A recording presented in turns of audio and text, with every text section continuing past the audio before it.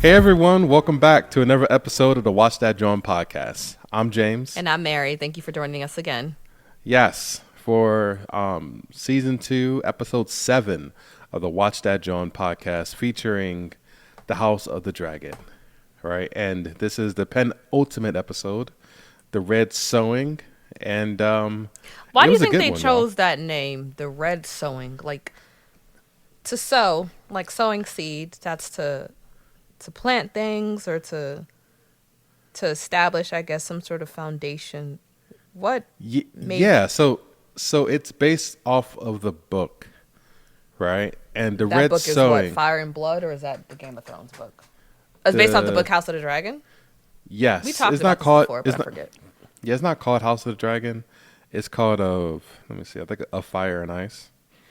Ice? There ain't no ice in this story? Of Ice and Fire. What ice? I mean, the North, Mary. Nigga, they're not even in. Stop playing with me. The North is barely in this season.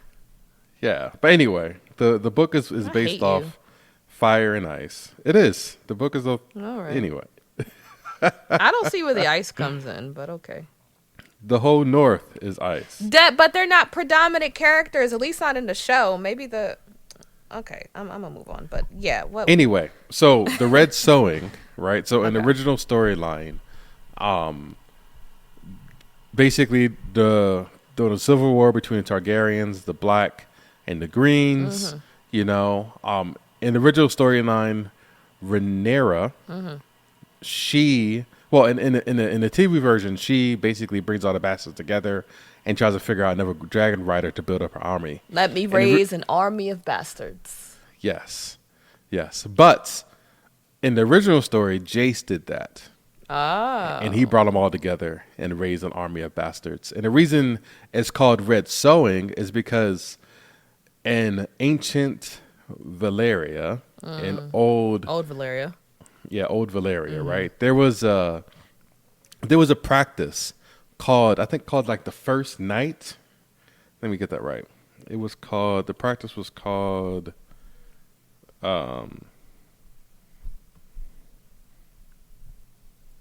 basically it's a practice where if any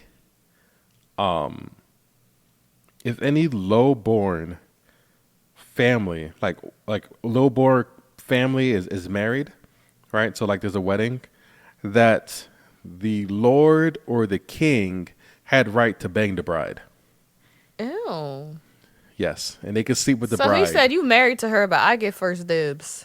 Yes, he gets first dibs. What is that? Does the bride have any say on this? Of course she doesn't. She's a woman, Mary. Of course she doesn't. Of course not. So it was considered a blessing if the bride got pregnant. And the bride got pregnant, they would call them dragon seeds, right? Which is why there's so many Targaryen bastards running around. Right, they're just bastards. What are you saying? So now bastards are important if they're the king's bastards? Well, based on that tradition, it was ended, I think. It's a Targaryen tradition, right? Yes, I think Aegon the Conqueror ended it, but still, Targaryens not going to start banging anything they can. So people still did it.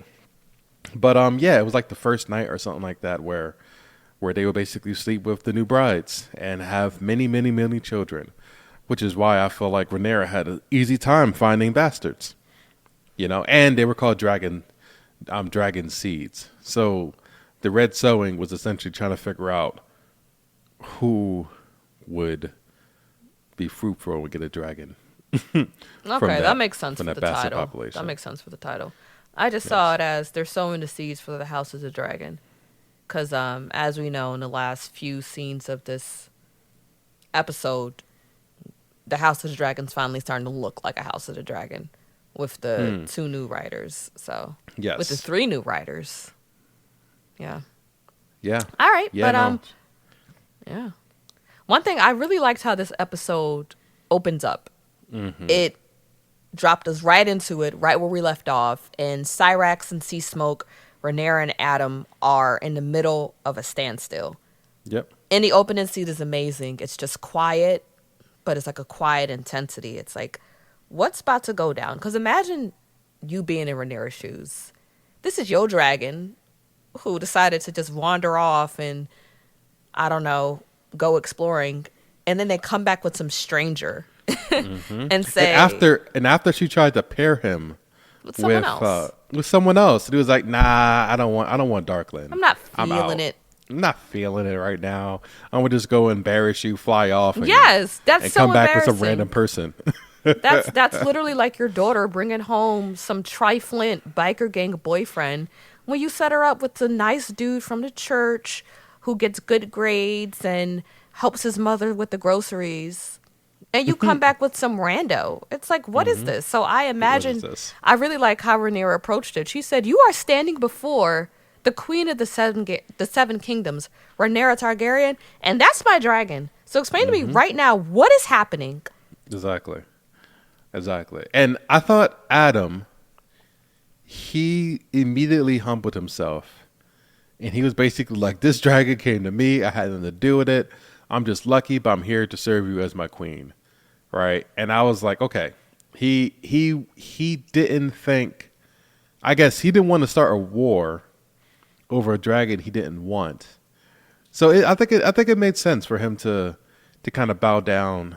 All right. Also, he served on Corlys's ships for a while, so he was used to, like serving the Valerians and Targaryen. So it was just like, this is just opportunity for me to kind of raise my standing, and I don't want no beef. So because he always wanted more. In the last episode, he did express his discontent to his brother Alan and how pretty much they're just they are the sons of the great Lord Corlys, but they don't have any of the benefits. They still live like commoners. And Alan's like, I don't want to be in his shadow. And Adam's like, yeah, but I want something to my name too. Like if he saw us, how can that enrich my life further? So even though, of course, he was terrified when Sea Smoke ran him down like, hey girl, what's up? Like, but I think he was gladdened by this opportunity to finally be the man that he wants to be in his life and to elevate himself.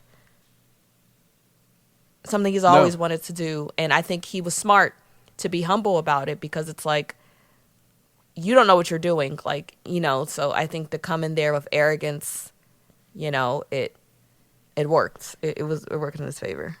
Well, come in there without arrogance, It worked in Rhaenyra's favor, because she didn't have to go sacrifice a dozen more people. Well, until later in the show to find Sea Smoke a rider. Yeah. So it worked out. Yeah. It's serpent dip.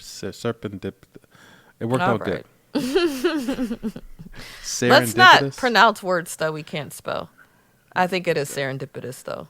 Yeah, I wouldn't say half what I say if I had to spell it. But and one thing I noticed that Sea Smoke bonded to him very quickly, because even when Rhaenyra approached Adam, Sea Smoke started approaching too, like, hey, don't get no crazy ideas. This my nigga now. So I know you don't know him, but I know him. And it's kind of crazy. It's kind of like your dog running away, and they're like, this my man now. But it's like, I've been with you. I'm your loyal owner. I feed you. It's like, I don't give a fuck. Don't try nothing. That's my man's now. And it's like, where did this come from? Like, I think Sea Smoke still honors Rhaenyra, but like, that's one thing too. So Vermithor later on, I'm jumping the gun. But that's fine. Vermithor honored Rhaenyra. So my thing is, when Vermithor gets a dragon rider, is the dragon rider kind of lower in the hierarchy than Rhaenyra, or is they above Rhaenyra? No, I think all the dragons listen to the Targaryen family, but all of them don't necessarily want to be paired with them, So like, I think if Rhaenyra was dropped into the dragon pit or whatever, she can calm him down eventually, right? But like, but I think the dragon would choose their rider over Rhaenyra, and that's why they have wars. That's why Vhagar can go and attack like Rhaenys That and is her true, dragon. yeah. You know, because they have number one war, loyalty to their riders, but then the Targaryens in general, they're like, okay, you're fine. I might not like you, but I'm not gonna kill you. And one thing about it, what I noticed about Adam, like I said, I just want to know more about dragons because I'm like, Adam seems already way too comfortable with this freaking beast, this monstrous creature, this devastating, terrifying, apocalyptic ass creature. Like, I don't care if the creatures say we cool. I'm gonna be cautious of you. Yeah, you're still a he dragon. Probably is. Well, imagine, Mary, you walking out in the woods, and why would I be in the woods? I can't even imagine that. Well, imagine you walking in the hood of North Philly, and a tiger just run up on you, and you see the tiger kill like 8 people, just like slash their throats, like and it ran up to you, and you run away, and you fall, and you be like, tiger, you not eating me, and the tiger just nod his head and bend over to you, get on his back. Are you riding that tiger's back? No, I'm counting it all glory and getting him up out of there. You just be like, thanks, tiger. Just kind of walk back. Thank you, Lord, for sparing me. You send me a helpline. I'm not going to be arrogant and get on a damn tiger. I'm going to get out of here while I can. I'm not playing with you wild animals. No. That's fair. What if you knew other people who also had tigers? That's cool. No, I'm not Tiger King. I have Milkshakes the cat, and she is enough. Did I tell you how that heifer bit my foot yesterday? I watched her do it. I'm sitting there on the couch, and she does this thing where she approached my foot, and she gives like a warning meow, like meow. Mind you, I'm not doing anything to this heifer. I'm sitting on the couch with my foot outstretched, and I'm like, okay, let me watch her. Maybe she's meowing in that way because she knows I don't trust her around my feet, and maybe she just wants to like headbutt my feet. You know how cats like they nudge you and then like. Yeah, but your cat's particularly evil. She is, but I'm like, maybe she wants to do that, but she's nervous because she knows I'm going to spray her because I don't trust her around her feet. I was like, okay, let me see what she does. The bitch bit me. I honestly had to laugh because I'm just like, what the fuck is wrong with you? I honestly had to laugh. Then I sprayed her. I held her down and I sprayed the mess out of her. Because it's like, what is wrong? What did my feet do to you? Like, what? She just started doing it like maybe like 2 months ago. I don't know what she has dementia. My cat is old, y'all. She just walk up and just bite your foot. She just like, and she's approaching. I was like, what you gonna do? Sure enough, she bit me. So yeah, if I can't trust my own house cat, I'm not trusting a dragon. That is true. That's true. But the next scene, right? We go to Alicent, and she's in King's Landing, and she's getting her arm catered to because she got slashed. She cut her arm during that frenzy. Riot. Yeah, that frenzy, and the maester was like, "You'll have a scar, but it'll be easily hidden." And then Alicent looked around and heard like this mouse scurrying across the table. That was a rat. That was not a mouse. You're right. It was a rat. And she was like, sniffing at her leftovers. She said, "Nothing is clean here." And her face looked so dejected. She just looked like she gave up. What? Yeah. What do you think she mean by nothing is clean? You mean? So what I took it as is that one, they said the scar should be well hidden. I was thinking, that's a weird thing to say. When you think the scar is going to heal, it's not going to be that bad, like, it's going to be well hidden. Then I realized that women probably don't get, or at least highborn women, don't get a lot of scars or bruises. That is true. That's for the common folk. Yeah, the common folk, Because they're not working. What are they doing when they would get a scar? Exactly. Well, they don't even cook. They don't do anything. So, yeah, why would you have a scar? Unless they pick themselves with a needle. So I think that's probably the unclean thing that she felt, is like, even like the scar is just a visual representation of her being unclean morally, and actually with sleeping with Kristen Cole and other stuff that she kind of done to protect her family and to do what she thought to do with the best for the realm and her house. And she said as much too, right? She was like, I gave so much and received so little, essentially. I'm just casted to the side. And she seems like kind of depressed, as she's she out was of it. Sitting there. She's out of it. She's done. No, I do agree with you. I thought two things. I thought it's kind of like what you said, where she just can't keep her hands clean. It's like being in the position that she is, it just sullies her. Mm-hmm. And no matter what she does, everything just kind of goes left. Like, even when you think about her going to, what is it called, the septum with Helena. All she wanted to do was pray. She just wanted to pray for Aegon. And light the candle. A townsman grabbed her, and then a guard lobbed off his arm in one fell swoop. Mm-hmm. And now she has that bullet in her hands. You think about how her sleeping with Cole left the young Jaehaerys unattended for someone to sneak in. Her last cruel words to Aegon maybe was like the catalyst that sent him to his near death. Mm-hmm. You know, that may have motivated him to get on Sunfire, even though what she said was true, you know, and be burnt within the inch of his life. And her dealings with Lord Larys, and pretty much Larys kind of killing off people in her name, like his own family. And also remember, he like killed all the handmaidens and her personal attendants that he thought were not loyal. And I thought about this too. I hear that King's Landing is a very filthy city, and you can smell the stench of waste and manure and all the things that happen in big cities, you know, and the rats. And I'm like, so you guys killed off all the rat catchers. Aegon did. So now the Red Keep is infested yet again. And I think it's just kind of showing that what you guys are doing, you guys think because you're highborn, you're so far removed from the common folk, but the ugliness and the filthiness is penetrating your palace as well. You know what I mean? Like, that's how I see it. I wish I could explain it better, but it's kind of like, I know what you're saying, right? Because even later on in the show, when the Rhaenyra's council finds out that a common-born sailor, right, stole what they thought was sea smoke, right, and they were like, we can't allow commoners to go and steal dragons. He said, no offense, Lord Corlys, but we can't just have common folks seasoned dragons.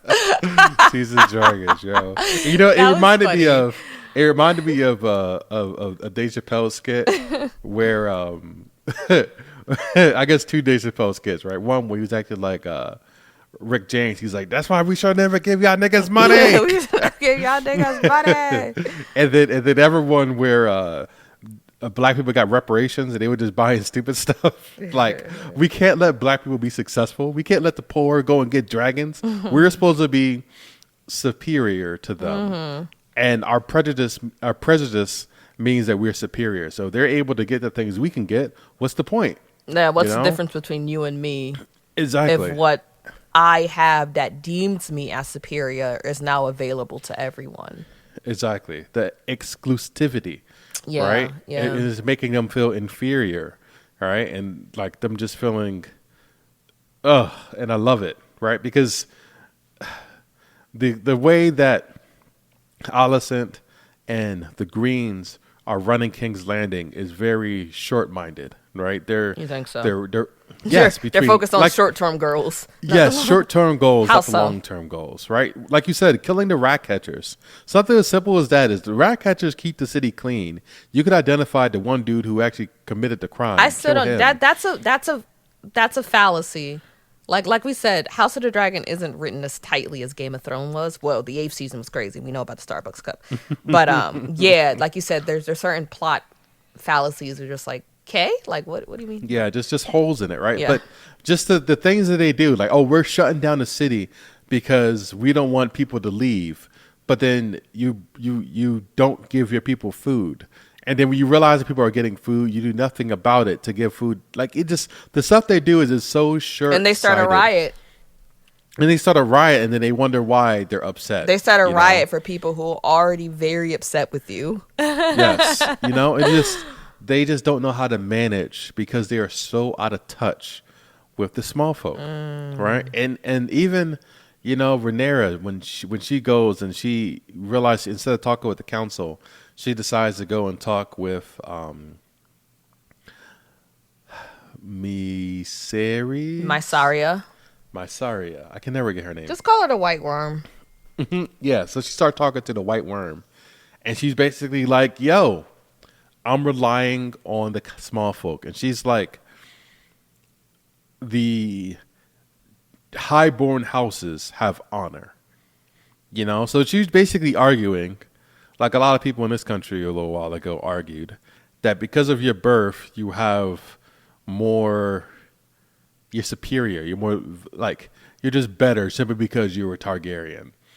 And then Mysaria looked at her and was like, your brothers are supposed to be bound by honor and they're trying to kill you. Mm-hmm. But this common like ship servant, right, who doesn't know you from like a can of from paint. Nothing, from a can of paint, right? And he basically bowed the knee with a dragon to you. It what literally are you talking be about the honor? People who don't know you who support you the most. Exactly.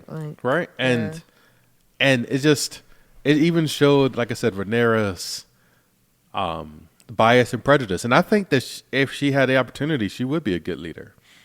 She would be a good ruler. I think she's empathetic. But even that, she just has prejudice. She thinks that we're inherently better. Well, it goes back to like ancient times. I think I said this before, when people believed that kings and queens were pretty much ordained by deities, like they were chosen by the gods. So that started from the beginning of time. Yeah, like there was this. The ancient Egyptians believed it. Definitely. Yes, the Mesopotamians believed it. Yes, exactly. Right. They would basically say that, the first king lived for 30,000 years and he ruled for this long, and he was a god, and everyone after him ruled for, and they just like. And because of that, like you said, it's just like they believe that they should be served and not serve the people they rule. Mm-hmm. So it's like, they had it twisted. Yeah, that's why there's not many monarchies in the world right now. There's a few, but not many. So Allison is pretty much like, I want to go on a camping trip. Like, I gotta. I wrote down that she was getting her Henry David Thoreau on. She just decided, I'm going. Okay, to the woods, so what book is that? Is that The Catcher in the Rye? No, that's Silver Disobedience. Henry David Thoreau. I've never read that book. Yeah, it's kind of boring. But essentially, he remember Dr. Wiseman in high school? He was my English teacher. I do remember him. Yeah, he loved Henry David Thoreau. And essentially, he was just an American philosopher and writer. And he basically just went out and studied nature and wrote about books and like poems and stuff. I don't think poems, mostly just books and short stories about nature and just kind of reflecting. And he basically was like what is nature? Like, what are we compared to nature? And I feel like Allison needed that. You never felt that way? Just like if you go to the beach, like if you go to the beach somewhere in the Caribbean, it's warm enough, the waters are calm enough, you can just kind of just go in a center and just, I don't know, float on your back and feel the waves carry you, and just, don't you just kind of feel like nothing is as important as that moment right there? Exactly. Like the structure that we created where we work and we need money to survive, and war, and just nothing is that big of a deal as we've made it, and we just need to get back to our roots of just being these primal beings. Or is that just me? No, you're 100% right. I felt that way in Colorado, right? I felt that way in Hawaii. Where were you going when you felt that? Well, in Colorado, we was hiking in the mountains, and I just saw Colorado's so beautiful. I need to go. It is. The pictures you showed me, swoon. Yes, snow-capped Rocky Mountains, and we're just sitting up there. Oh my God, I want to go. And just looking around, I'm like, wow, this is just like you said, like nothing on sea level didn't seem relevant. Yeah, like it didn't seem relevant. It's like, what else is there besides who said we have to do all the things that we do? Yeah, why can't we just live like animals? So I do understand. Real shit. Like, we made this structure, and yes, it works. It brought medicine and technology and innovation that have made our lives a lot longer and more convenient. But sometimes I'm like, I'll give it all up just just to be able to not be able to work and just go swim in the ocean and I don't know and just touch grass. So I do get Allison being like, yo, it's so filthy here. I ain't contaminated. So she went out to the woods to get baptized in a river of Jordan. I thought she was gonna kill herself. I thought she was gonna end it all too for a while. Yeah, I thought when she walked in the water and she was just laying there, I thought she was laying face first. But she decided to wade instead. You know, yeah, she went all Negro spiritual on us. She was even wearing whites. She was. You're right. So she probably did get a spiritual baptism, like a symbolic baptism. You know, I think that's kind of accurate. But then, like, she kind of woke up and realized she still has work to be done, and I think that's what made her get up. Do you think she felt invigorated? Like her mind was clear, and now she can go back to King's Landing and make better decisions? Yes, I hope so. I think she was laying there, and she probably either thought, if I don't do anything, everyone I love and everything I care about is going to be destroyed.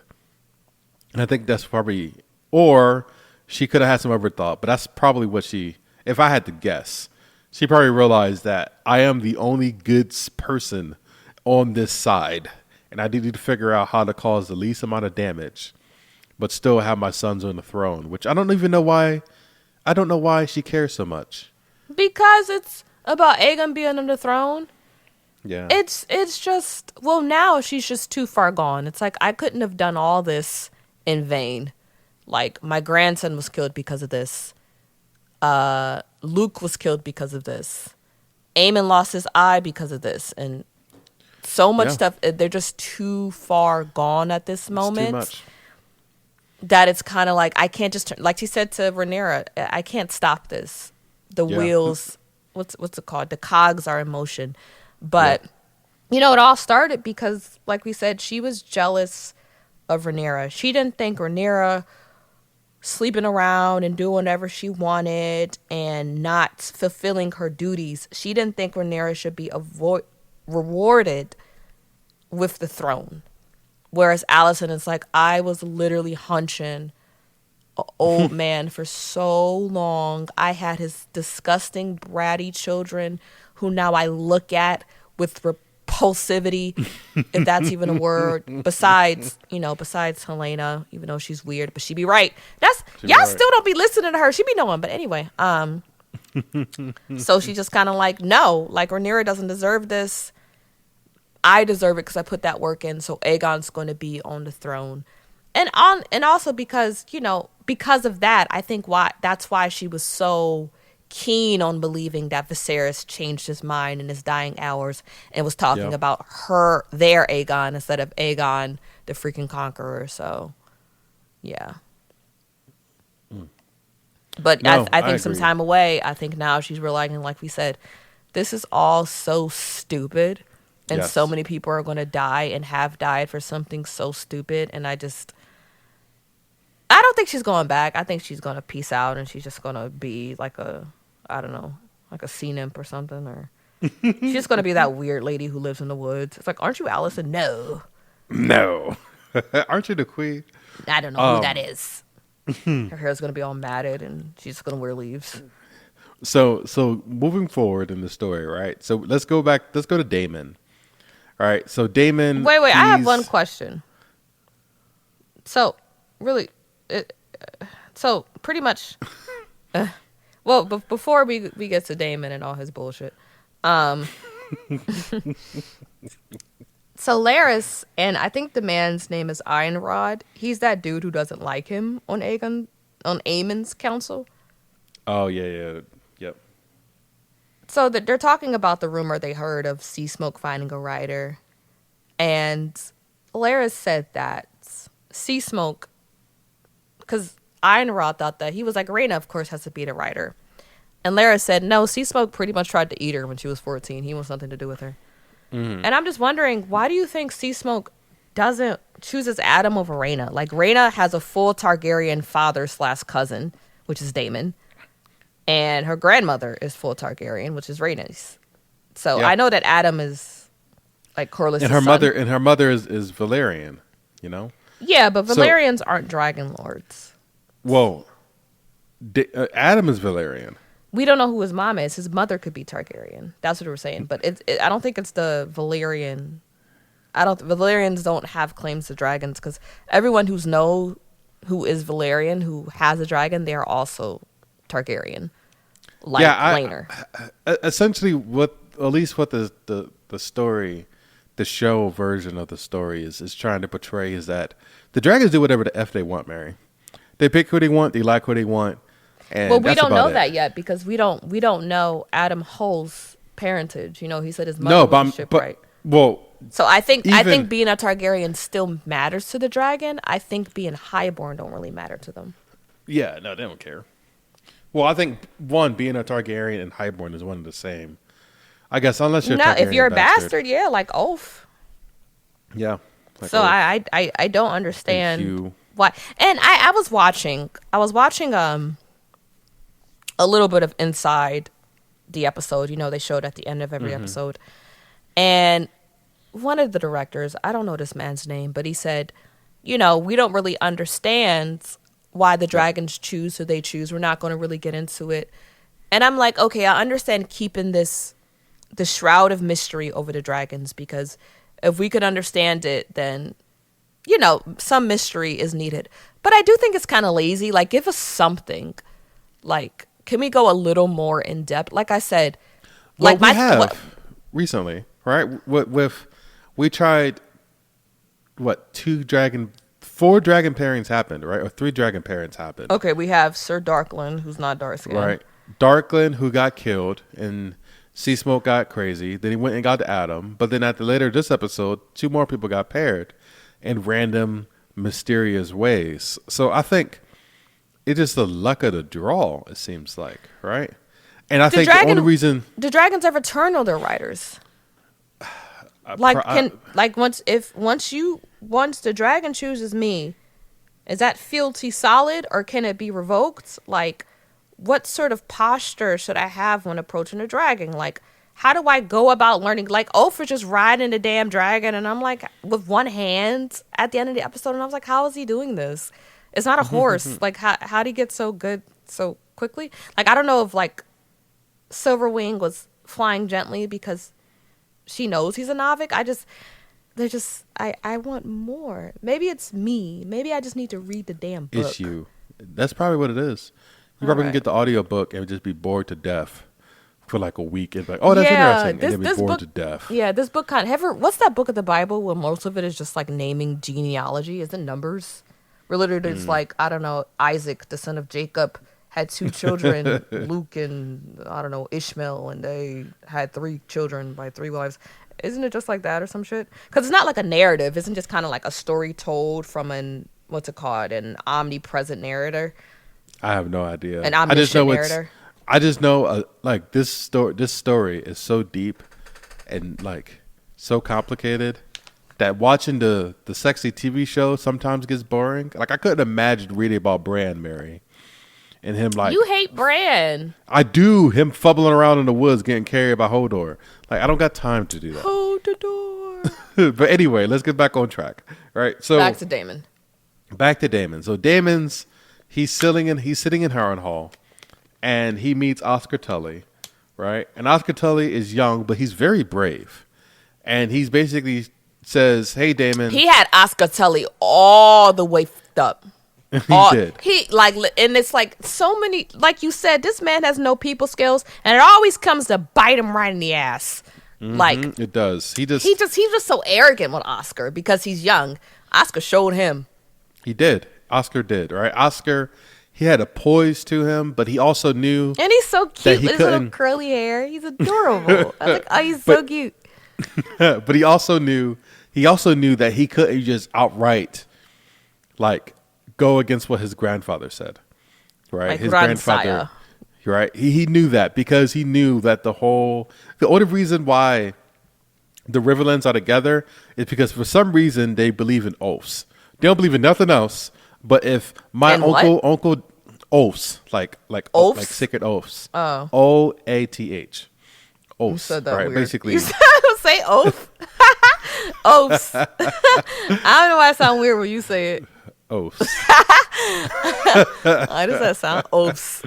I guess that is a weird word. But they I think it's like oaf, like a clumsy oaf. Oh, oaf. Yeah. But yeah, so if he reneged on his promise, then white people shouldn't be allowed to say renege. I know, I realize that. Basically, he would not be able to continue to get the support of the rest of the Riverland lords. But he also was wise enough to realize that they were pissed, and they wanted retribution, blood, and justice and retribution. So when they were standing, Oscar and Damon were standing before the rest of the River Lords, and Oscar basically was like, "Yeah, my father swore." And you know what's crazy? Not to cut you off. It's crazy because just to show how deep the hatred between the Blackwoods and the Brackens. So, remember the Bracken that stood up before Caraxes and Damon, and he said that he would sooner be the Lord of Bones and Cinders than bend my knee before some heathen Blackwood cunt and his hired dragon. That man is Lord Amos Bracken. He was there. Yeah. What William Blackwood and his men did literally brought that same man with so much confidence there to swear fealty to Oscar Tully and by proxy Damon. So it's just like he's already there. He's already there. Like the job is done. But how the way William Blackwood talks about them, he said, we brought these traitors to heel, and the hatred is so thick in his voice, and it's like, you've already won. They've already surrendered. And he's just like, these traitors, I brought them here, and it's like, you guys are on the same side, but that hatred is still there. And like what Oscar says to William, I was like, absolutely. So keep going. Yeah, so Oscar was essentially like, William dropped on his knees and was like I swear fealty to you and all that other stuff. And then Oscar was like, yeah, but I'm also the king. I'm the Lord Paramount of all the River Lords, all the Riverlands. And you have committed atrocities. Damon hinted at it, but you did it because you wanted to. Exactly. That's what I'm saying. And you could tell he wanted to, like I said, because he was how the way he dealt with Lord Amos Bracken. Like I said, even though you won, they surrendered, and he still talks about them, and the hatred is so thick in his voice. And it's like, you guys are on the same side now. You did it because you wanted to. And Damon is so funny. Like, Damon literally be cracking up. He said, because Oscar is like throwing shots. He's like, I don't trust you. I don't like him, but we swore oath to him. And it's just like, even how the way it starts, Damon's walking around talking to people, and it seems like they're pledging loyalty to him and not Rhaenyra. It's just like, we're like, wait. We stand with Rhaenyra, but they don't know that Damon has other plans. That Damon's pretty much like, I'm gonna do me, and Rhaenyra can join me if she so pleases. Exactly. He said that too. That's not you making it up. He said that. I don't think he said that. Yeah, he didn't say that to them. Yeah, he told. No, not to them, but he said that. Yeah, that's what I'm saying. That's what I'm saying. So they don't know that he's kind of doing his own things. So it's funny. Damon's just like he kind of apologizes. He's like, once people say, "Oh, what you did was atrocious," and he was like, Damon's like, after Tully blackmails him, he was like, "Will you have our army or not?" And Damon's like, I may have been a touch enthusiastic in pursuing my aims. Like even then, like, dude, you can't apologize. You can't be like, my bad. And even he said, but don't allow my feelings to keep you from supporting an upright man. Like how he said upright. He was so mad. And it's like, God, Damon, you are just hopeless. He is. He's hopeless. You're so prideful. And the thing is that, how do you feel about him ultimately killing Blackwood? So there's a song that DQ plays often by Fabulous. What is the name of it? He told me the name of it, but the hook is like this. I be saying to myself as I put on the glove, it hurts when you gotta kill a nigga you love. Just like that. That's what I thought. And just like, it's crazy because like William said, I've been faithful to you. He has. Everything you wanted me to do, I did, and this is what I get. And yes. Damon's face after he performed the act, he was sick. He was. Because I think Damon, and the creators said this too, that Damon, they described him as having a mobster mentality. Yeah. I love me a mobster movie. Yes. I'm trying to think. Yeah. Watch Scarface tonight. I've seen bits and pieces of Scarface. I've never seen The Godfather. Oh, The Godfather be good too. Eileen's over there shaking her head. She don't want to see the Italian movies. Oh, I love mob movies. It's weird because I've never seen The Godfather, and I didn't know that The Godfather was like a cinematic masterpiece. Like I know people liked it, but I thought because it's like, of course, violence, drugs, drama. Yeah. But apparently, it's like so like masterfully crafted and has so much symbolism. I never seen The Godfather either. I've never seen any of The Godfathers. Maybe we can do that. No, hell no. I'm not doing The Godfather. I'm sorry. There's enough podcasts out there about The Godfather. I'm not doing it. Do it yourself. But what if See how she treat me, y'all? Well, I'm not doing it. But I saw what movies? I saw, what's it called? Danny Brasco or Johnny Brasco? I saw The Irishman was really good.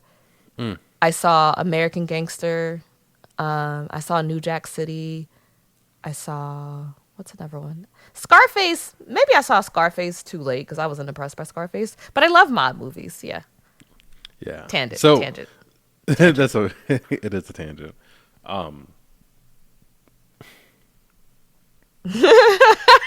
You said mafia mentality between William and Yes. So he basically was like, I trusted you to do something, you did it, and now he could publicly shame him and destroy him for it. And I'm thinking, like, in the back of my mind, I'm thinking, Damon's going to pay for that. Right? He already is at this point. Yeah, but I think that specifically, Damon's going to pay. Well, my thing is, like, it's called Death in the Family. That's the fabulous song. Death in the Family. Okay. Yeah. Now, I think him killing Blackwood, yes, he's going to pay for that, but I think just him killing him is already a payment. Like, it's already because he didn't want to do it, and it's just kind of...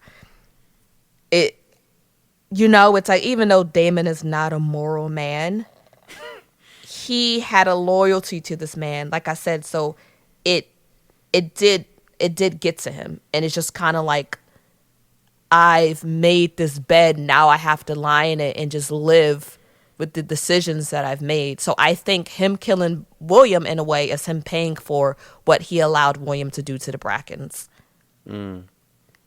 Okay, I think he's still gonna get a little bit more though. Yeah, I agree. I do. And so after that, as soon as he beheads William, right? He goes and he sees his old brother Viserys again, decrepit Viserys. Oh, nasty. And all nasty and decrepit. And he basically says, "Do you want this crown? After all the pain and suffering, do you still want this?" It crushes whoever wears it. And then Damon just stares and he doesn't know. And then the next scene is showed the crown's most recent victim in Aegon as he just screaming as he's walking around. Yeah, Aegon's in PT. Rehab. He's in PT and he just looks like he's 70 and not like 22 or however he's supposed to be. They should just shave his hair. The half, the what's it called? The Scarface. Remember that? Who's the dude who flips a coin? That villain in Batman. Oh, that's Scarface. Two-Face? That's Scarface. Yeah. His name is Two-Face. Yeah, he looks not like a good look. He looks like Phantom of the Opera right now. He looks like Deadpool. He just like it's pretty bad. He's busted, man. And imagine going through physical therapy with broken bones, internal damage, and third-degree burns. Like, of course, it's agonizing. Yeah, it is. And Larys is really pushing for Aegon's recovery because I think he knows what's coming and he wants Aegon to be able to defend himself. What do you think? Yeah, I think so too. No, I think that too. So defend himself from who? From Aemon or from Rhaenyra? I think it's Aemon. I think it's definitely Aemon. If Rhaenyra comes up, Rhaenyra is such a distant threat right now. Yeah. That I think Amen is. Isn't it so crazy that there's fighting between the two sides, and then there's fighting within those sides? If family can turn against each other, what makes you think there's a line? It's just crazy. It's how y'all literally having a civil war within a civil war. Mm-hmm. It's get it together. Y'all need counseling. They need family therapy. They do. They need an Elanya. What? You know who Elanya is? She's like that fake therapist, like celebrity therapist. She just comes and she yells at people and says it's tough love. Sounds like Dr. Phil. No, that's exactly who she is. That's exactly. You should watch her show if you want to laugh. Okay.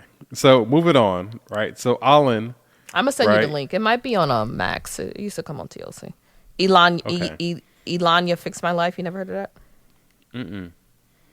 My life is pretty good, so I don't really need fixing. Anyway. Well, you watch other people get their lives fixed and you laugh about it.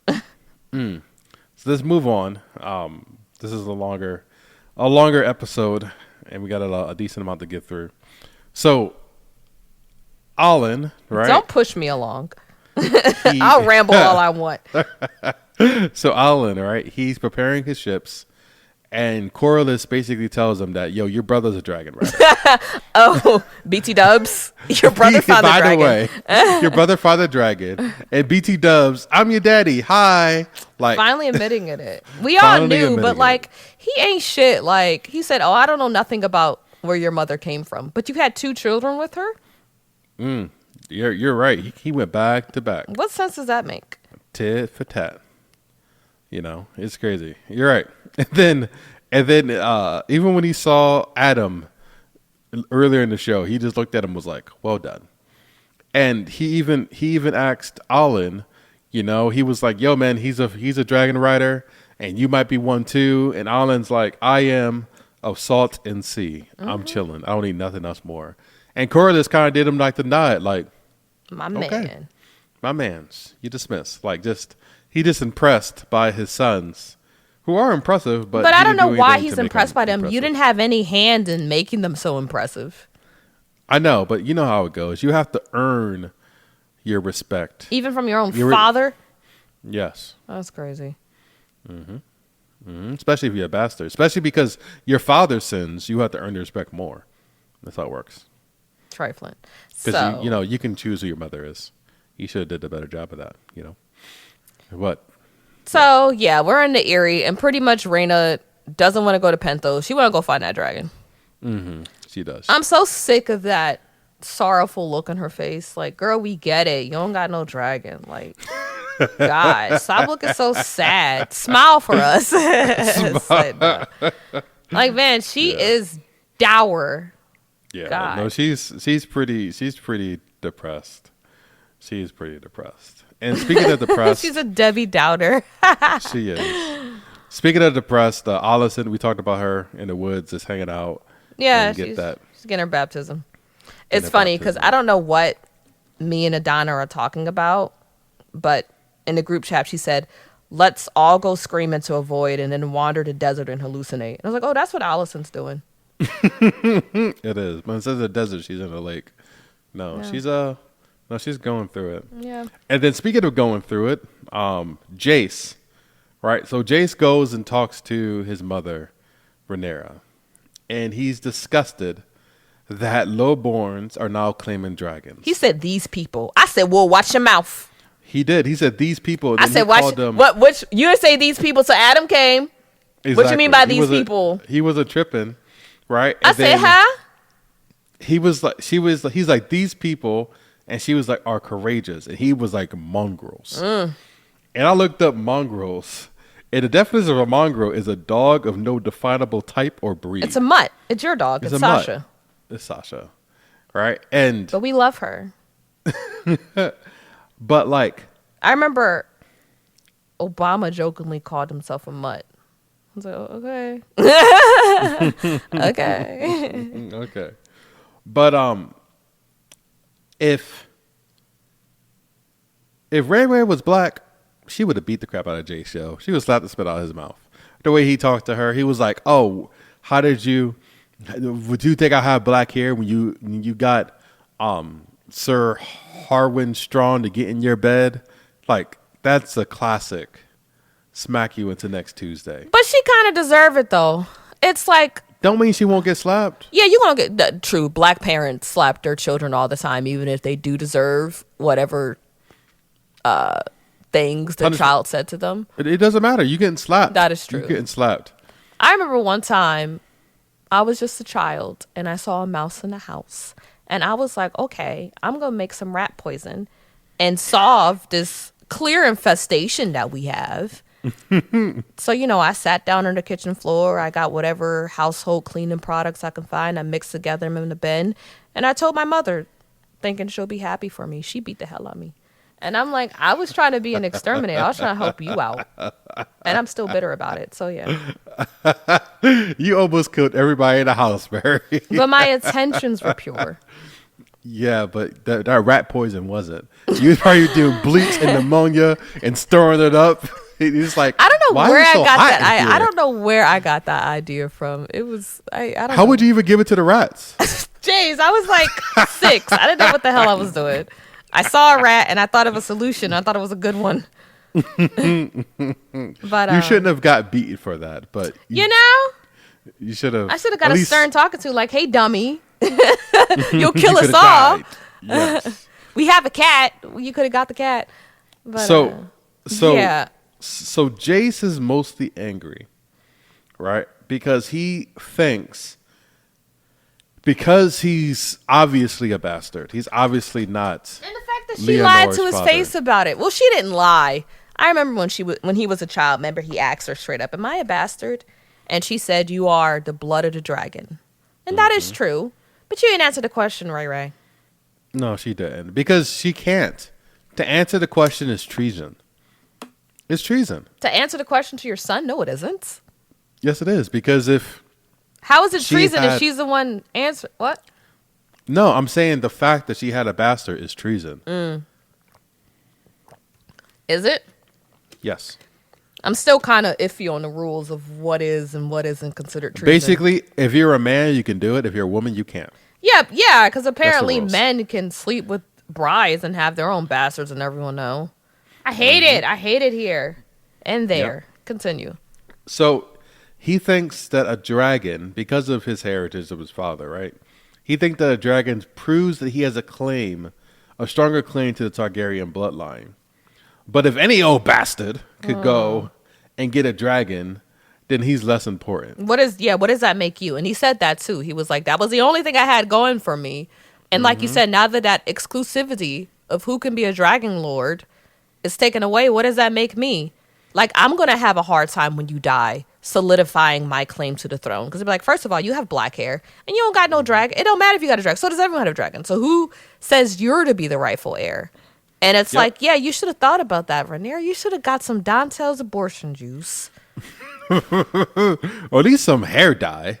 Like, at least bleach the dude's hair. They ain't had that back then. Like, what would you use? Well, I don't know. Yeah, I don't know. I have him shave his head like Alan does. Use whatever you about to use for that rat poison. They had lye back then. That probably burns off your eyebrows if you put it on your skin, though. It wasn't regulated. All these kids would have been bald.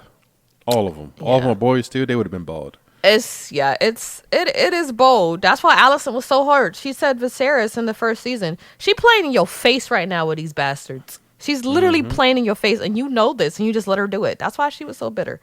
But because he had no choice. If he didn't, she would have to get executed. I'm telling you. So it's just like it is very. Yeah, it's I think what Jace is saying makes perfect sense. He's like, you're thinking about you, but what about me? I'm going to have just as hard a time. Well, not just a hard time because I'm a man, but I'm going to have a very difficult time claiming staking my claim to the throne once you're gone because of the decisions that you made. Yeah, I got 2 words for that. Boo-hoo. Who cares? Like, You should care because it's like you're doing all of this and you're trying to establish a legacy, but it ends with you. What happens when you're gone? All the work you did is going to be undone, and it's going to be just like Viserys again, where they're struggling to find someone to replace him, and it causes this whole big thing. Boo-hoo. I have no sympathy for him. I think that is just privilege crying about being privileged. It is that too. It is that too. But I think it's valid. It's both. I think it's valid. Yeah. So yeah, Mysteria sends out words to King's Landing, pretty much having a Dragon Rider contest. It's a draft, an open draft. It's a secret draft, and it's not so secret. Is it really that secret? Because I'm like, how does what you like? I'm just like, how did Aemon not find out about this and do his own research and then execute everyone who has a slither of Targaryen blood in them? It would probably take 15 minutes of research to figure out, Mary. I know they didn't have Google back then. But even if Aemon thought about this and Aemon was like, "Oh, let's do the same thing. Let's bring all the bastards to the castle and then murder them," and that's it. There's no more Dragon Riders. We're good. Yeah, so that's what I'm saying. It's like the whole city knew about it. Like people were cheering Ulf's name in the tavern, saying, "Ulf the Dragon Lord," and so many people came out. How did word of this not get to the Greens? Because they are so out of touch. I think they're so out of touch. And I don't know what this Lord of Whisperers is doing. That's what I'm saying. Loris, how do you not know about this? Or maybe you do know when you just... Because that conversation between him and Ironrod where they're talking about Sea Smoke finding the Dragon Rider, I feel like that has some significance. I don't know what it is yet, but I feel like it's going to come to bite them later. Yeah, because he was basically like, some whispers are better kept like to the wind. Yeah, because he found out that Ironrod's sources was kind of iffy. Pretty much he said, my brother's baby mama second cousin told me, who told her pharmacist, and that like... So. Yeah, I wouldn't believe it either. Yeah. But at the same time, you're right. I think Laris, I think he hasn't decided where he want to stake his footing at yet. His club foot. All right. I think he was leading towards. That was petty. Yeah, that was funny. He chose Alicent, and then she turned out to be a downfall, like a letdown. And then Aegon got himself almost killed. And then he tried to suck up to Aemon, and Aemon was like, "You toad." So now he's just like waffling. And I think he's keeping some. You told. Now I think he's just like trying to figure out, where do I set my claim, right? Okay. I feel like he's a leech. You know, he certainly is. Yeah, he's a leech. Yeah. He doesn't have anyone. That's why. I guess that's why he is trying to prepare Aegon. He's like, listen, we got this whole, not able body thing going on. Let's bond there, and I'm going to help you recover, and you'll be loyal to me, and I can kind of weasel my way back to the top again. Yeah. So, long story short, I have no idea why. They should have known. They should have known. They should have known. They should have known. Like it happened quickly. I feel like they got the word in the same night. They all went out, but still, they should have got some notice that 50 people are leaving at the middle of the night. just catching boats in the middle of the night. Okay. Right? They just have no awareness. So question for you. Would you answer that call? Depends on who I was. What do you mean? You're if Targaryen I was somehow. No. No, if you are you and your current, I guess that does make a difference. No, I'm gonna just ask you in your current situation. You are still James Bullock. You got some Targaryen summon in there. You're still doing your job. Just one day someone's like, hey, you can be a dragon rider if you so choose. Would you do it? Or would you be like, no, I'm good just being regular old tuba? No, I'm chilling because we have something called airplanes. So I'm good. But I'm like, airplane dragon tips the scale a lot. Yeah, but I don't got to worry about getting burnt by airplane, Mary. You do, but you work. What? You know what these planes are made of? Hairpins and duct tape. Freaking door came off. What was that? Boeing? Mid-flight. Boeing. Yeah, I do not work for Boeing. But anyway, what I'm trying to get at is if I was Oath, right, where he is just kind of like the fireworks song, have you ever felt like a plastic bag floating through the wind waiting to begin? I feel like that's Oath's song, right? So Oath's song is Katy Perry. Yes, I feel like that he's just floating around with no real meaning. Just kindred spirit. He just goes and have fun. Yes, and I feel like if I was him, absolutely not. Exactly. I am not. I'm not risking anything. This world is so crazy. It's so crazy. Many people are getting beheaded and hung and burnt. Yes, I'm going to live my life doing nothing and enjoying the little bit of joy that I have. All I do is eat fish and drink and tell people I'm a Targaryen. But if I was Hugh, right? His daughter apparently died. Yeah, she should have. Come on. He's probably pissed off at the king because the king promised him money, but then he got torched himself and he didn't fulfill his promise. He's starving and his only option is to go and live with his brother-in-law, like to beg for work. And he's like, no, I am, what is he? He's a mason or stones. He does something with his hands, right? He has a craft. If I was him, he's like, I am not going down losing all the honor I got left. I'm going to go try. And that's why I'm saying I understand his motivations more than Oath. Oath just got pumped up and just got convinced to go try it. I feel like he just wanted to venture, and just like, all right, I'm going to go do it. But Hugh, he had an actual honorable, in my opinion, honorable and courageous idea. Like, this is my last shot. This is all I have left. And I think that's why, Vermithor, like, succumbed to him because he said real recognize real and you looking familiar. Exactly. Right? Exactly. But my one thing I don't like about Hugh, it may be a tiny pet peeve of mine. Why is he just now telling his wife about his whore Targaryen mother? He said because he was ashamed of her. That, he was ashamed of his mother and her background. But it's just kind of like, how did I explain it? I just think it's kind of corny plot-wise that he's revealing all this to his wife now. I'm like, they could have revealed it to the audience now, and his wife could have known all along. I feel like the only reason why his wife doesn't know is because they needed a way to reveal it to us. And to me, that just kind of seems corny. It's not a big deal. It's just something I observed. I don't know why it bothers me. I wish I can explain. Because I think, I don't know. Yes, you're ashamed of your whore mother, but everyone's a whore. Like, what? Like, you really kept this from her and, you tried to separate yourself from that. But I'm like, yeah, you could have just told the audience, like, without having this big revelation to your wife. And his wife's concerns are valid. I just lost my daughter. Why would I want my husband to be munched up by a dragon? Well, when I think about it, she probably wouldn't have married the son of a whore. She thinks she's too good for that? What'd she do? But still, she that's common like folk too. Common folk versus being the son of a whore is different. Did she know he was a bastard? That's what I'm saying. She knew that he didn't know who his father was, but to say that, oh, my mother is Sarah Targaryen, right? Which that's her name. Sarah Targaryen. She was a daughter of Jacaerys. Oh, so she's Targaryen. Viserys' sister? Yeah, she's Viserys, and that's what no, she no, because Jacaerys was Viserys' father or grandfather? I can't remember. What?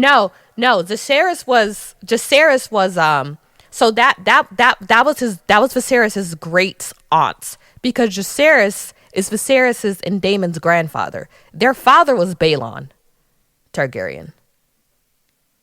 What? So how fucking old is Hugh? No, Hugh. Wait, what'd you say? You said Sarah's who to Jacaerys? Hold up. Give me a second. Let me find it. Jacaerys? Not Jacaerys. So Hugh said that she used to tell me, his mother used to tell me, I was no different from my brother's boys, Viserys and Daemon. My brother's boys. Yes. So Viserys and Daemon. Okay, so his mother was Viserys' aunt. No, yes. No. His mother was. Yes. Okay. Exactly Okay. So his mother was older than Viserys. Yes. Okay.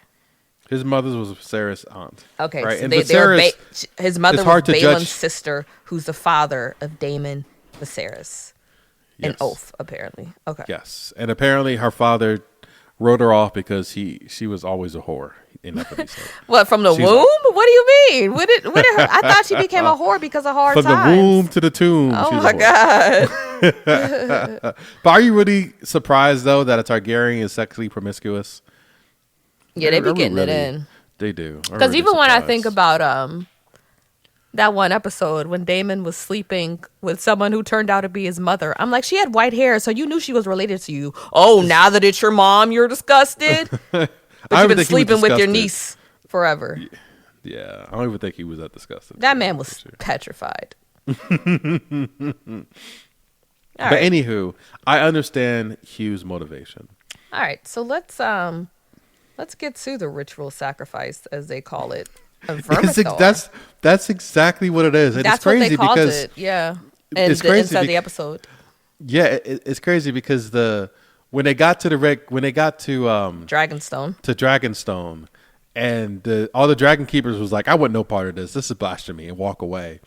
And then Rhaenyra came up and she gave a pretty good speech. Yeah, she did. I didn't think about the fact that the Dragon Tamers are of old Valyria as well. If it comes to tradition, they would be the most abiding by tradition, because it's like, even when you look at them, they have like kind of ash on their faces and scars. Like, they put their lives on the line every day to tame these dragons willingly and dutifully with a sense of honor, because they are of old Valyria. Their high Valyrian is very good, so I do understand them being like, I'm not doing this. So I never thought of it, but yeah, they are probably understand the most about the dragons, even though they're not dragon lords. They reverence the dragons in such a way that I didn't think of that until this episode. So that was interesting to see. They said they were sacred. So the dragons are sacred and not to be basically used for the will of men. You guys are power tripping. And I loved what Rhaenyra was wearing. She wore like this crimson and silver gown. It had like these cap sleeves that turned into a robe. And she had these like acanthus sleeves of silver. It was beautiful. I was like, oh, she came to play. But yeah, her speech to the people was pretty good. Yeah. I don't think she warned them enough though. No, she didn't. She was basically like, Vermithor, come up. He came up. Well, I mean before, during the speech, she didn't warn them like, hey, if he don't like y'all, that's it. Y'all know that, right? Even during the speech, she said suffering will be ended, and I'm like, Vermithor was like, okay, girl. He had other plans. The suffering starts now. It starts now. And she said, the dragon is the largest in the world behind Vhagar, and perhaps the fiercest. He is called the Bronze Fury. I would have been out. I'm not going up against something called the Bronze Fury. He's a little smaller than Vhagar, but he's the meanest. Dragons are already inherently mean. Why would I want the meanest dragon? I don't know. It wouldn't be me. No. It wouldn't be me. And that's why I'm saying, like, I get Hugh getting there because he's desperate, but James got options. Who's James? Me. You said what I choose. Oh, who's James? I want no parts in this. I'm not doing this. I got options. Maybe if they're talking about... No, I was like, maybe if they were like direwolves from Game of Thrones. But even that, I'm good. I'll get me a husky. No. I'll give me a wolf dog. Not a direwolf. Yeah, no, I'm good. No, sir. I'm good. But Rhaenyra will continue. I was just impressed by Rhaenyra when Vermithor came. She really is that bitch. Yeah, no, the way he came and submitted to her, and he touched him. On her face, you could just see power. Yeah, the weight just when power. He came up, he was a little iffy at first, and she says, "Come forward, Vermithor. Be calm, Vermithor. Serve." And he's like, and then she just goes to him. She touches him, and they touch and agree, and she just smiles to herself. And you've been to church so long, they touch and agree. PK all the way. PK, preacher's kid, pastor's kid. Okay. They touch and agree, and it's just the look on her face. She smiles, and it's just like, yeah, I got this. Like I'm unsure about a lot of things. We see how Rhaenyra is unsure. Like I remember I asked you one time. I said I don't really know who Rhaenyra is as an adult. As a child, we knew who she was, but as an adult, I'm not sure. I just always see Rhaenyra being uncertain. This is the most confident she's ever looked to me. You're right. And it's just like, I do this. Like, I am the blood of the dragons, the king of the Andals and the first men. Well, the queen of the Andals and the first men. I am dragonborn. I am fire and blood. And she turned around and she faced them. And that was just a perfect shot of that fearsome monstrosity, dangerous creature behind her. And she's just standing there, not flinching, fully in her power and standing her ground and saying, come forward. I have nothing else to do. He gonna judge y'all. And it's just like, yeah, I would have been right there. Yeah, I'm serving you. Like, you, like I said before, you got this thing to heal. Yeah, I have no questions about it. You are meant to sit on the throne. Yeah. Yeah. So, Vermithor turns up. Mm-hmm. And he is... Well, who comes first? Forward first. I don't know, one of the busted face of people. Yeah, I wonder what happened to him. He looks like he already had a tussle with a dragon. Like I was like, you want to do this again? What happened? Why you like that? Like you said, he probably was like, I got nothing to lose, but like I already lost my face. So what if you're ugly? You have nothing to lose? Goddamn, James. Back then, yes, yes, you have nothing to lose. That is true. He's ugly. He's a bastard. He just walking over limping. Like, no, he is done. He's toast. So he might as well become. He just stretches out his hand, and Vermithor is instantly pissed. Like, this dragon has a temper. These people didn't do anything to you. Because the dragon looked at him and he was like, "You think I'm gonna take this busted looking nigga?" He's like, insulted. What? Okay, he's very much insulted. Like, he was like lunch. He said, "Okay, for real, lunch." like. It's a buffet. This elephant-looking man, nigga. Like, you think I'm gonna let him ride on me? And Vermithor had a Westerosi barbecue. He did. You ever went to K-Pot and you know they got the center grill. Yep. All the or any type of Korean grill. barbecue spots. Any type of Korean barbecue spot where you can cook your own meat and everything. Absolutely, yes. That was the Westerosi barbecue. As soon as they fell in the pit, Vermithor was like, "All right, time to eat." Like, like he was having a blast. And you know what's also crazy? True to Game of Thrones fashion, all those people who were set on fire and real people, not CGI. They just took turns just burning people. Just burning it all for our entertainment, and I love it. White people ain't scared of nothing. Nothing, just getting toasted. They ain't scared of nothing. They ain't scared of... Well, I thought that too when Rhaenyra touched Vermithor. I was like, white woman ain't scared of nothing. They ain't scared of nothing. Nothing. But yeah. I thought Hugh had a lot of balls, had a lot of guts, a lot of like bravery in that whole scene, you know, because he was running obviously because he's afraid of this like 3-story tall fire machine, Titan, right? And so he's running away from him, and then it's just him and a woman behind a rock. And then she runs off and she's about to get incinerated. And he's like, "Hey, come to me." And he walks up and he just sits there and he screams at him and says, "Come on." And you know who he reminded me of? What I told Ali. He reminded me of Jason Kelsey. The Eagles. You still Hall listen of to the Fame, podcast? Future Hall of Fame center. I haven't listened to the podcast. I haven't listened to the podcast in a while. But his face reminded me of Jason Kelsey. It's like, "Come on." And I was like, yo, this is that nigga, yo. And Vermithor kind of looked at him and was like, "Okay, bet you looking familiar.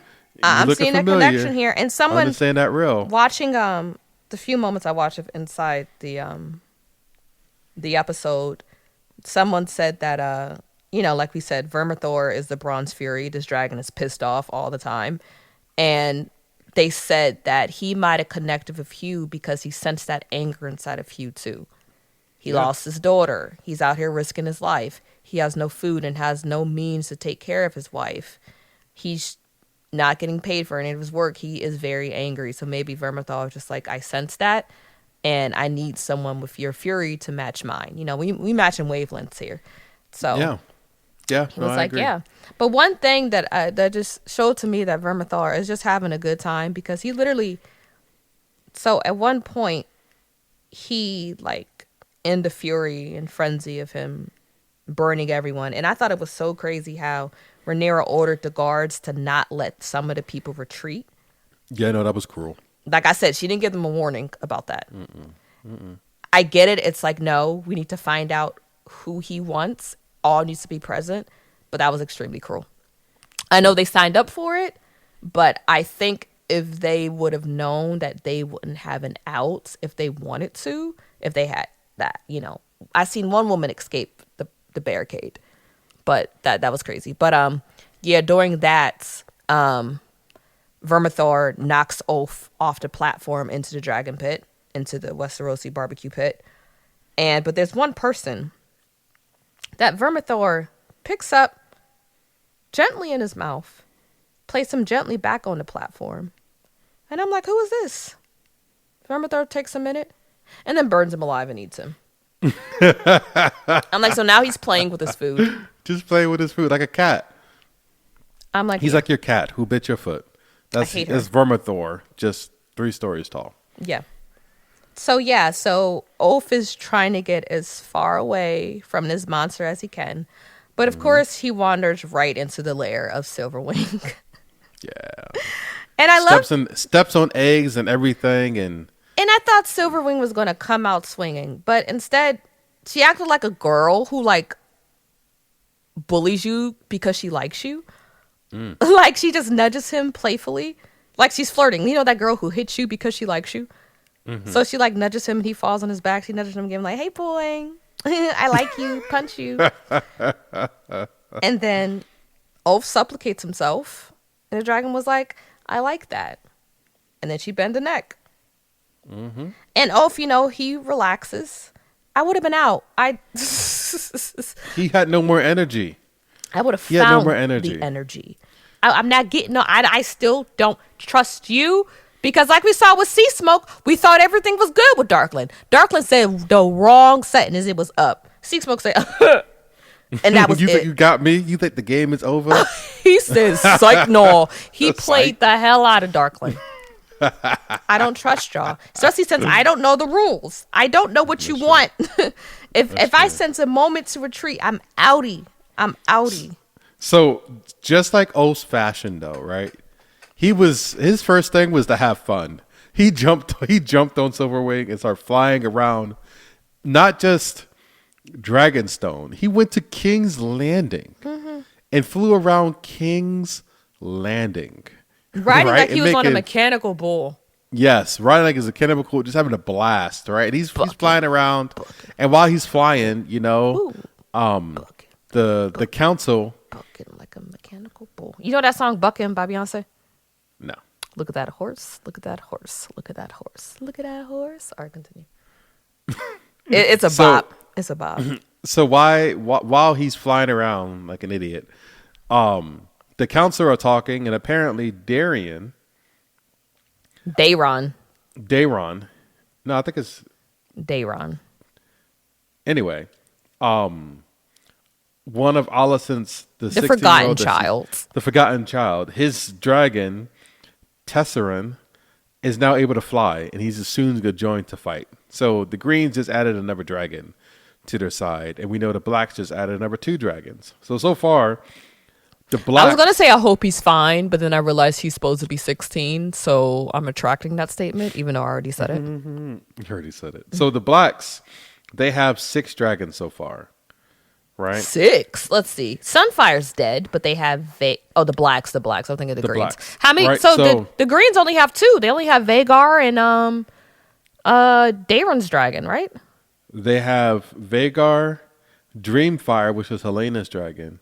I've never seen Helena on her dragon. Ooh, I imagine her having like one of those mystical Eastern dragons. Oh, yeah.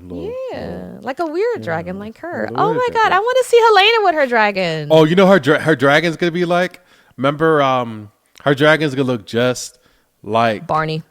Adventure Time with the little rainbow Miss dragon. Rainicorn? What's her name? Yes. Lady Rainicorn. Lady Rainicorn. That's how dragon going to look Absolutely. Like. Speaking Japanese and everything. Absolutely. Just like that. So, Jacaerys has Vermax.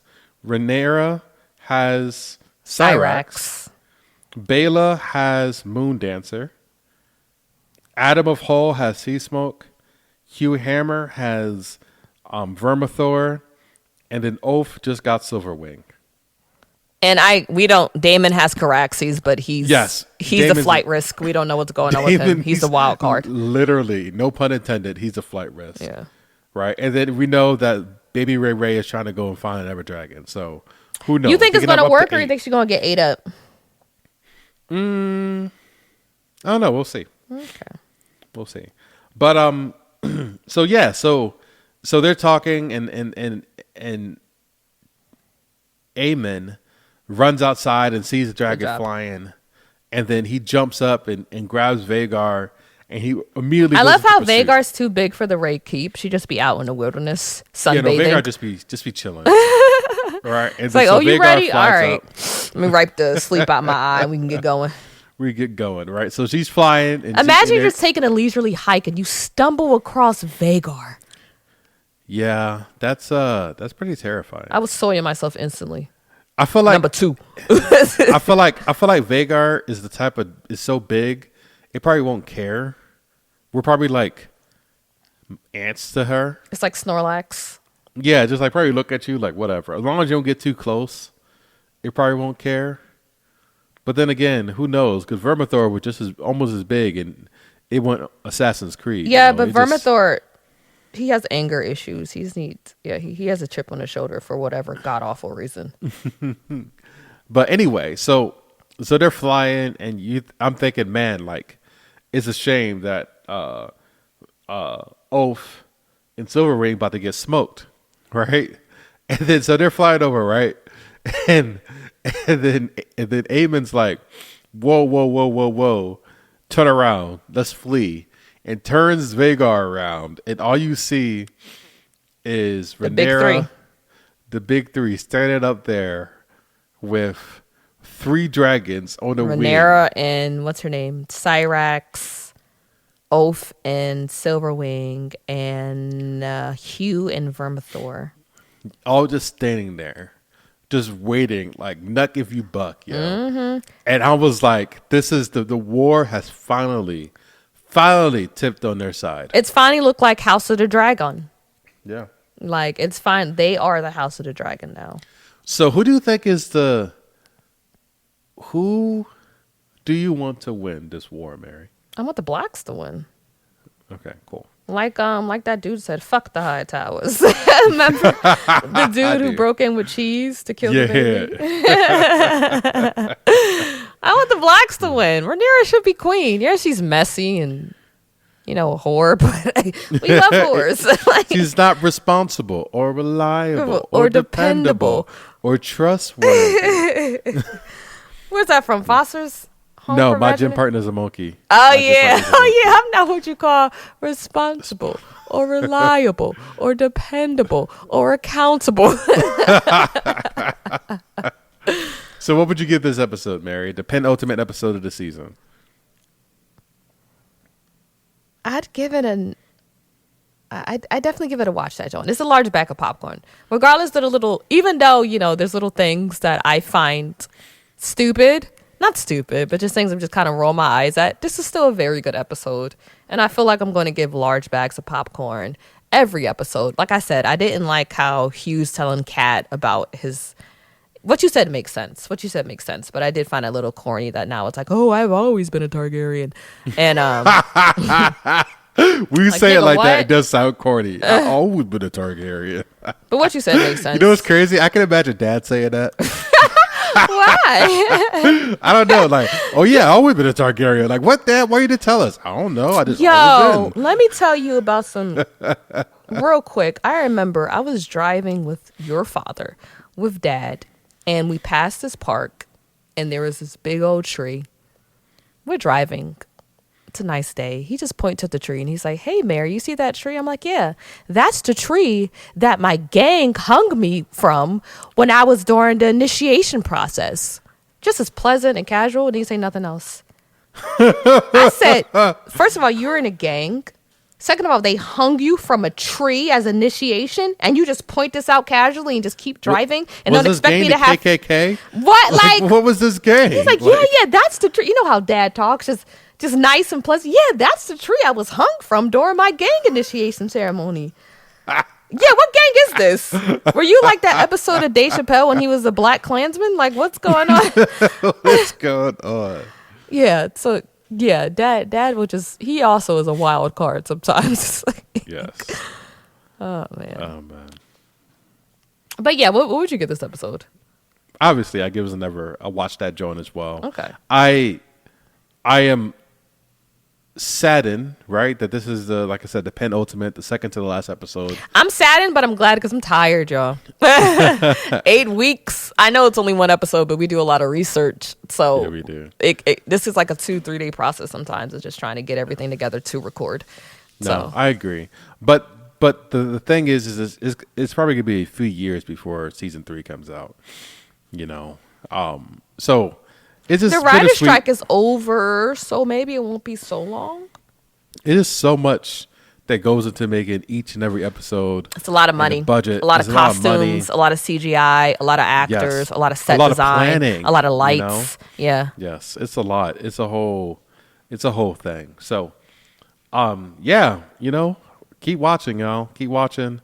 Last episode is on Sunday, and we'll be here to go through scene by scene, like always. So. Thanks for listening to another episode of the Watch That John podcast. You can follow us on Instagram at Watch That John. You can follow us on the YouTube channel at the Watch That John podcast, and listen to it wherever you listen to your podcast. So, and if you haven't already, go check out our Challengers review and commentary video. Yeah, go check it out. It's pretty fun. Check that out on YouTube. So, thanks for listening, and until next time. Bye.